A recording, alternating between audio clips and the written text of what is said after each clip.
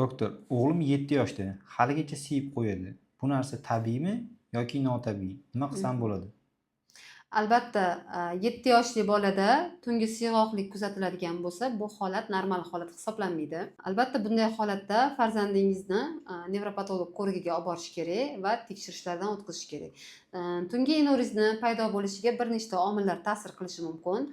Ya'ni birinchi omil bu asab tizimini yaxshi rivojlanmaganligi.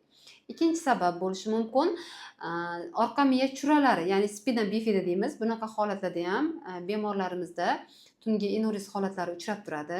Keyingisi bemorda mavjud bo'ladigan gijja kasalliklarning sabablari bo'lishi mumkin yoki bemordagi chuqur uyqu holatlari. Buni natijasida ham o'sha bemorda tungi siyg'oqlik yuzaga kelishi mumkin hamda siydik yo'llari infeksiyalari, ya'ni siydik yo'llari shamollash kasalliklarida ham bemorlarda anevriz holati paydo bo'lishi mumkin. O'shaning uchun albatta agar farzandingiz 7, 8 yosh, 5 yoshdan katta bo'ladigan bo'lsa va farzandingizda tunda tagini qo'llab qo'yish holatlari kuzatiladigan bo'lsa, albatta nevrolog ko'rigiga murojaat qilishingiz mumkin.